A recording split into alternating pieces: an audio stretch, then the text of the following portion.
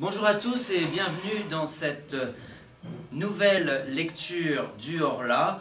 Nous poursuivons toujours avec la même problématique. En quoi le Horla est-il une nouvelle fantastique? Nous allons étudier aujourd'hui l'élément surnaturel. Dans le texte du 5 juillet. Lecture commentée.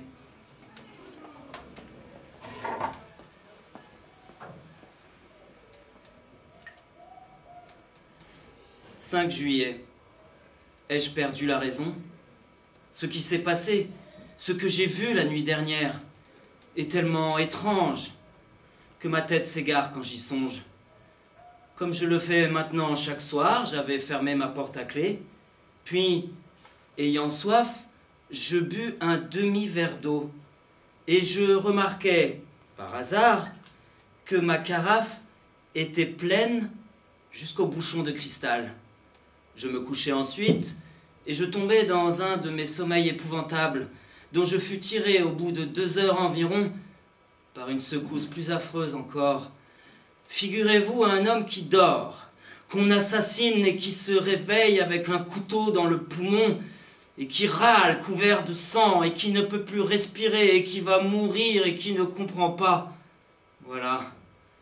Ayant enfin reconquis ma raison, j'eus soif de nouveau, j'allumai une bougie et j'allai vers la table où était posée ma carafe. Je la soulevai en la penchant sur mon verre et rien ne coula. Elle était vide complètement. Ah, qui comprendra mon angoisse abominable? Qui comprendra l'émotion d'un homme sain d'esprit, bien éveillé, plein de raison, et qui regarde, épouvanté, à travers le verre d'une carafe, un peu d'eau disparue pendant qu'il a dormi, et je restai là, jusqu'au jour, sans oser regagner mon lit. D'abord, je n'y compris rien, puis tout à coup je ressentis une émotion si terrible que je dus m'asseoir, ou plutôt que je tombai sur une chaise, puis je me redressai d'un saut pour regarder autour de moi, puis je me rassis éperdu d'étonnement et de peur devant le cristal transparent. Je le contemplais avec des yeux fixes, cherchant à deviner. Mes mains tremblaient.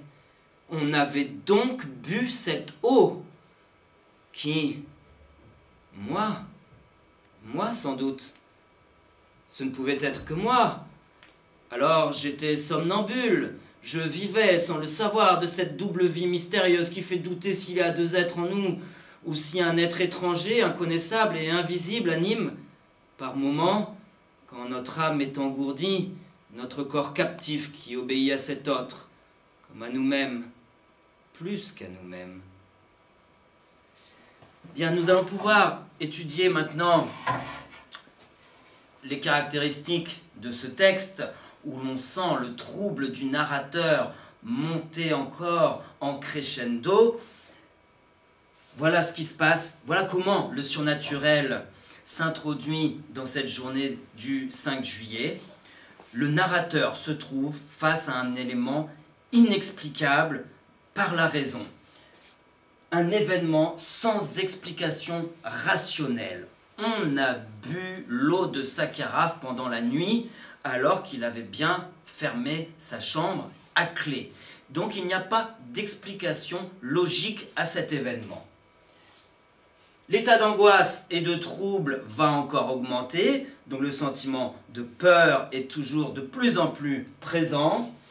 Et le thème de l'être invisible commence à s'insinuer dans l'esprit du narrateur, mais aussi les stigmates de la folie, car on commence à déceler de la paranoïa chez ce narrateur qui nous raconte son histoire.